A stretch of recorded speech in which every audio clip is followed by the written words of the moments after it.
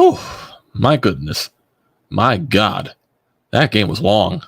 That game was very long, but that game was very entertaining. My goodness. The Phillies just completely they salvaged the series, which is the most important thing to talk about here. Falter, he went out there and gave you a quality start, which Nola and Ranger Suarez did not do in this series. So, hey, hats off to Falter for his last 3 starts, honestly. That's starting a doubleheader against the Mets, his last start against the Pirates, and this start right here. Pitched the game the Phillies needed from him. Got a quality start, went above 6 innings. He did leave in that 7th inning with right groin tightness. So that is something to most likely monitor over the next couple of days. I'm sure he's going to get looked at over the course of the next couple of days. So, like I said, it's something to monitor at that point. But you salvaged the series, and that is the most important thing. Absolutely destroying the Diamondbacks by a score of 18-2. You're now 72 or 73, I would believe, in 58 on the year. Yeah, 73 and 58. And after this win, you move back up a half game on the San Diego Padres for that second wildcard spot. So you're still in the second wildcard spot to end the day, which is the most important thing on the list right there. But still, man, everyone was just hitting today. And it felt good. It definitely felt good to salvage that series. I definitely would have been more pissed if we were to get swept by here. I'm still, mad about the previous 2 losses to this Diamondbacks team, but I can take away a lot from this game right here with the way the offense exploded in this game. Maybe there's a bright side to look at Falter down the stretch, even though I'm not going to, fully sell on that entire thing. He's giving you 3 good starts in a row here, so that's really good to bring up on that standard. But Falter, maybe he could be an important guy down the stretch. Who knows? Who knows at this point? But hey, he's been really good for you in the past 3 outings, and that's basically much more than you can ask of him at that point. He's been really good, and that's basically the fact of that situation. And the storyline tonight, besides Falter, my goodness, the offense just completely exploded. And well-deserved, too. Well-deserved. Or much needed, I would say. I wouldn't say well-deserved, but hey, they took advantage of basically everything throughout the night. They were hitting, and surprisingly, they did not hit one single home run in this game. The Diamondbacks actually out-homered the Phillies in this game, surprisingly, and that came on a McCarthy home run off of Falter, and that was the only run he allowed in this game. Falter went 6 in the 3rd innings, 5 hits allowed, 1 earned run, 6 strikeouts, and a home run allowed on 83 pitches. He was very solid. And Nick Nelson, he finished up the rest of the ball game, 2 2/3 innings, 3 hits, 1 earned run, which was in the 9th inning, and 1 strikeout on 25 pitches. So, hey, Falter gave you a start that you desperately needed, and you saved the rest of the bullpen, which was really just washed at this point from these first 2 games with how much you were using them. Gassed, I would say. But hey, that was basically, you got a good start from Falter. Nelson, the only guy you got to use out of the bullpen. Now you get a day off tomorrow to rest the rest of the bullpen, and you move on to the Giants series this weekend to try to, win a series there against another team that is also somewhat fighting for that wild card spot, even though they're technically out of it at this point. I believe they're like 5 or 6 or something games out of the wild card spot, the final wild card spot the Giants are. But still, that's a team that is technically hovering around 500, just like the Diamondbacks were. It's another series that, they're not the Marlins. Well, they're not the Nationals. They're not the Pirates. They're not the Reds. They're still a better team, but they're still not a good team. They're a team that's hovering around the 500 mark. At the series, you got to win. You got to win 2 games in that series. You're going to have Kyle Gibson, Noah Syndergaard, and then possibly Ranger Suarez on Sunday. No news about him or anything like that, so I'm assuming he is going to start in that series. So, yeah, you got to go out this weekend and win that series. And I see your comment right here, Mr. W. Once again, Phillies I don't get the Phillies logic either. You lose the Ranger Suarez and the Nola starts. Both of those guys look absolute dog trash in their starts.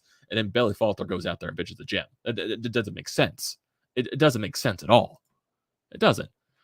It's funny, too. The Phillies actually tied the run differential in this series, but then the Diamondbacks scored that run in the 9th inning. Thanks, Nick Nelson, for not letting us go to bed earlier.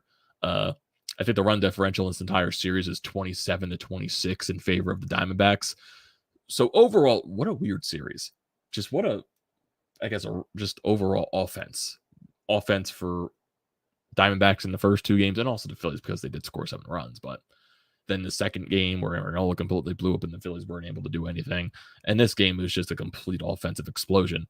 The Phillies surpassed their season high in runs scored. 22 hits in this ball game. I think the broadcast said that's the most hits they had in a ball game since, I believe, what was it? Trying to think overall. What was it, 2007? I'm blanking right here. It's 1 a.m, so cut me some slack. Oh, okay. The Phillies did outscore them. Okay, I completely forgot they scored 3 runs yesterday. I completely forgot about that. So I was like factoring in Monday's game and tonight's game. That's where I got the runs from that in that point, I believe. But overall, it's late. This game dragged on, but I don't mind with the way the game was dragging on because of all the runs that were scoring, and a ton of runs scored. A lot of them. A lot of them. You want to know how many times the Phillies had runners in scoring position in this ball game? They went 15 for 29. They went 15 for 29 with runners in scoring position in this game. That's how much the offense was clicking in this game, too. And it did leave 12 runners on base, if that's something to talk about, but still, you scored 18 runs.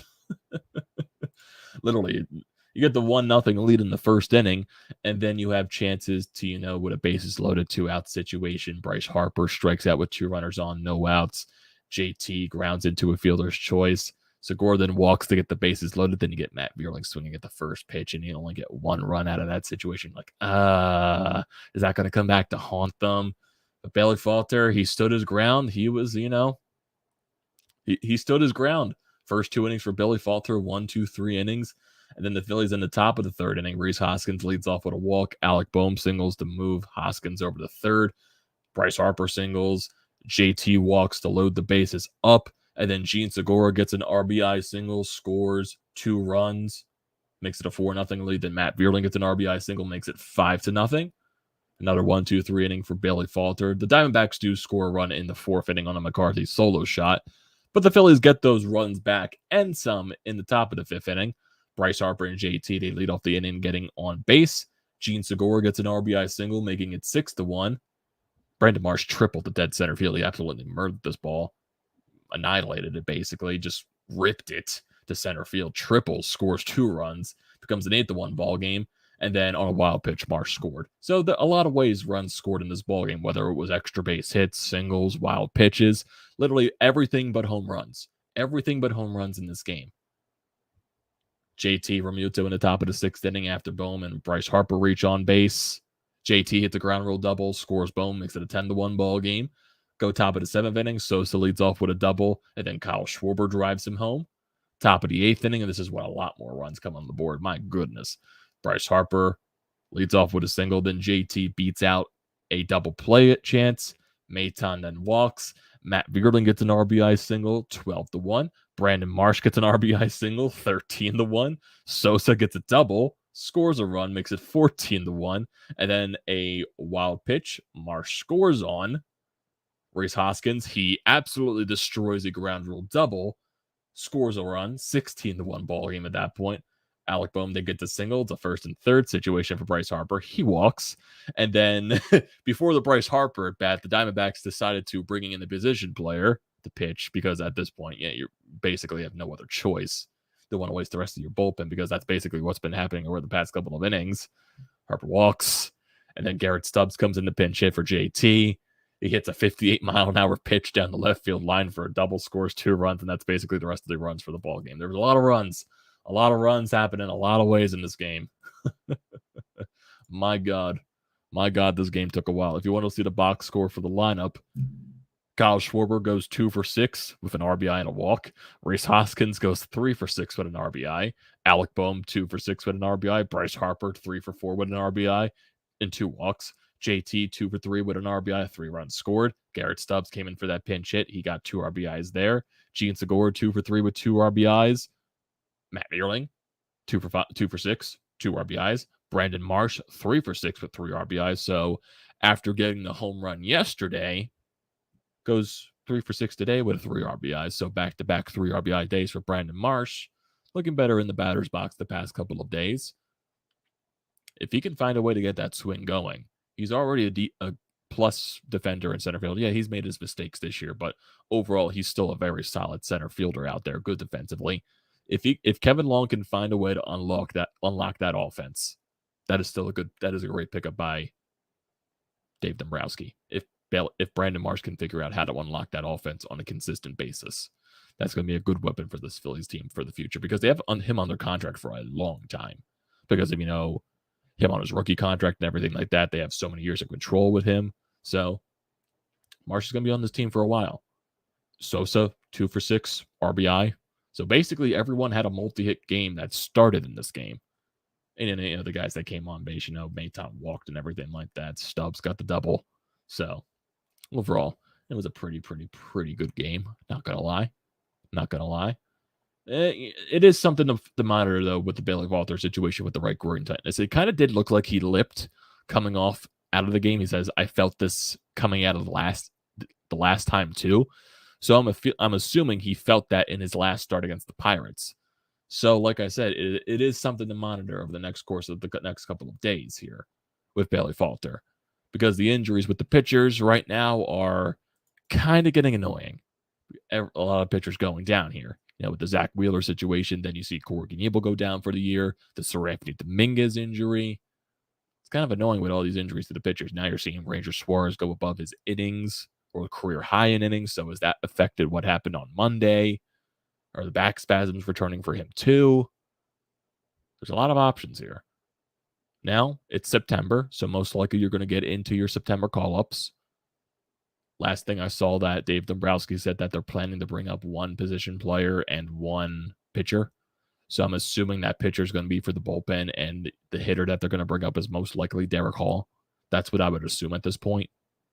So the pitching side, do they bring up a starter just for this Bailey Falter injury situation? Do you bring up a Gareth McGarry to make a spot start? Decisions that you got to make. It's September 1st. September 2nd, you'll probably make your call-ups.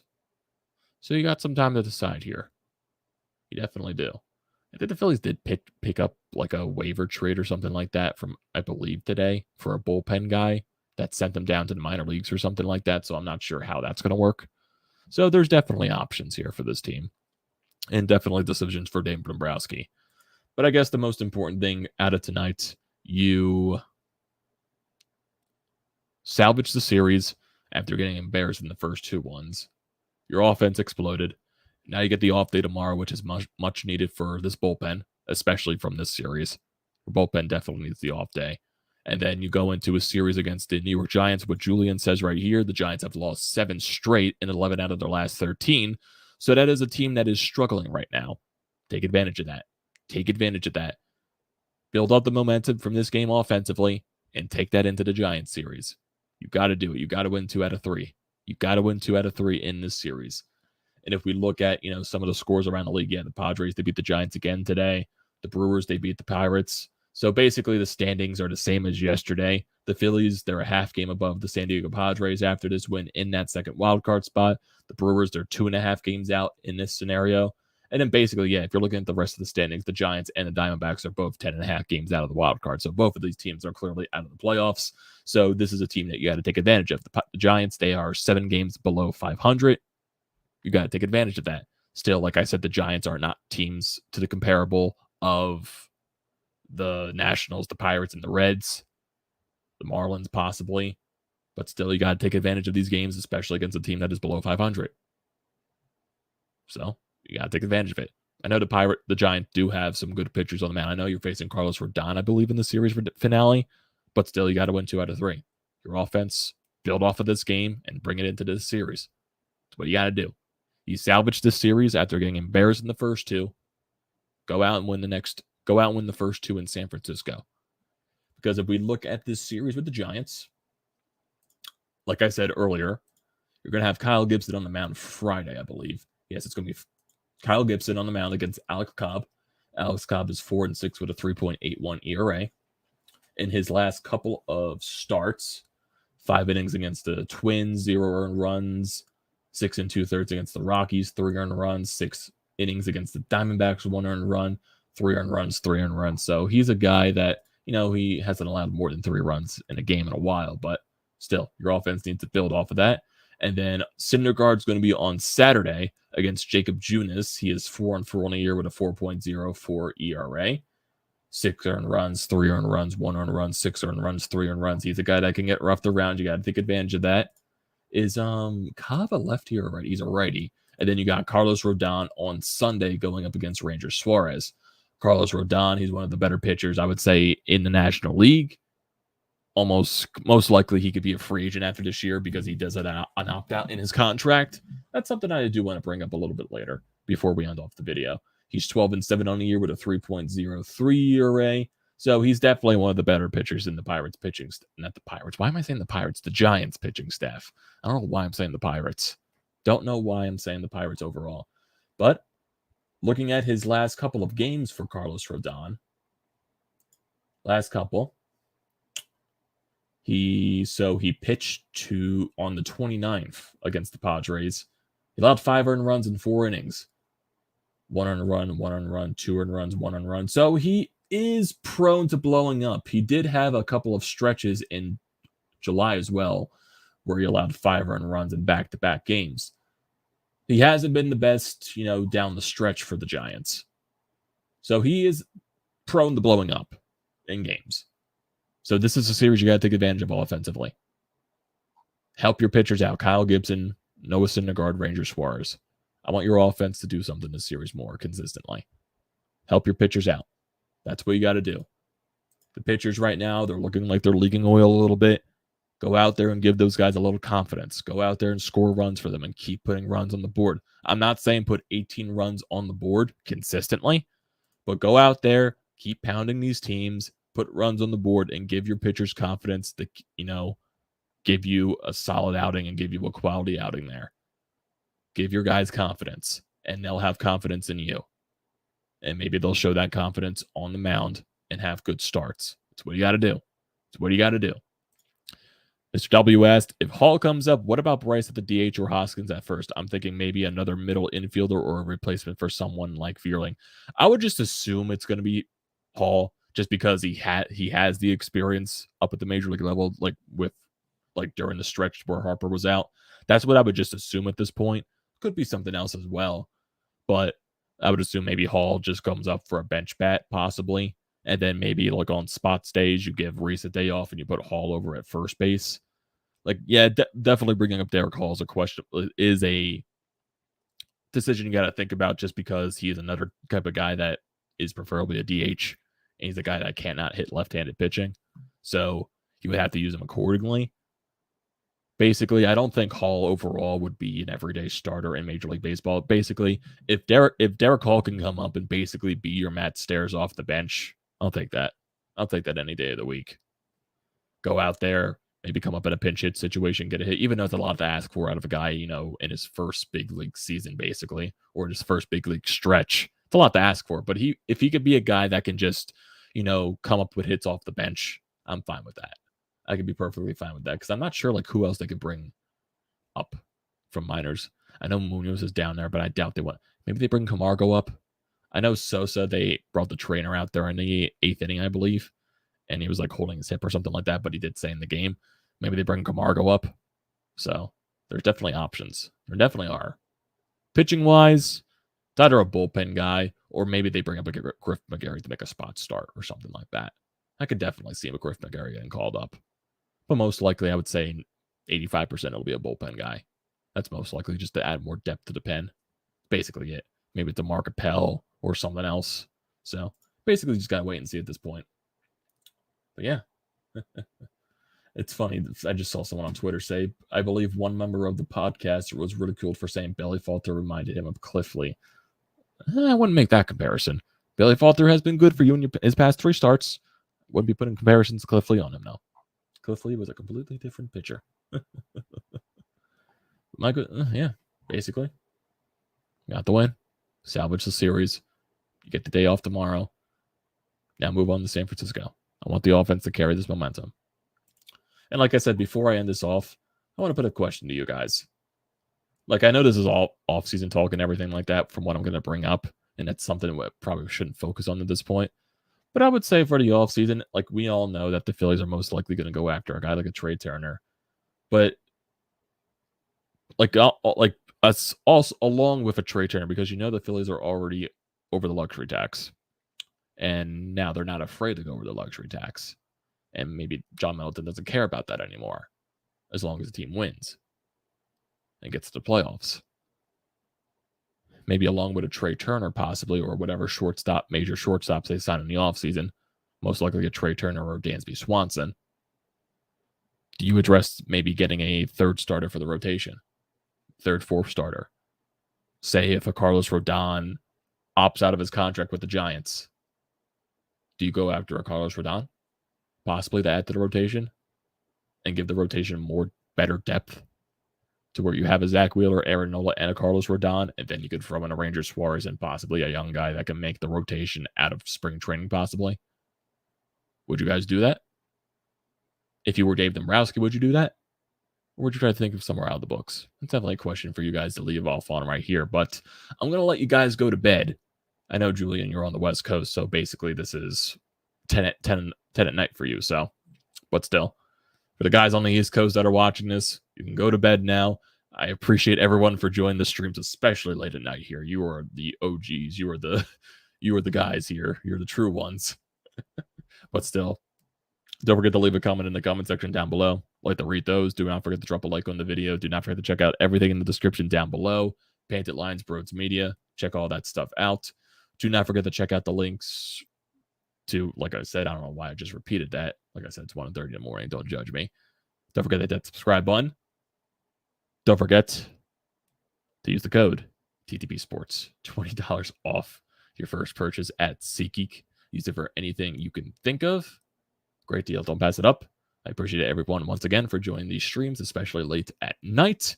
We got one more series of that. Well, technically Friday, because the Saturday and Sunday are 4 o'clock. So still, like I said, I appreciate you guys for joining.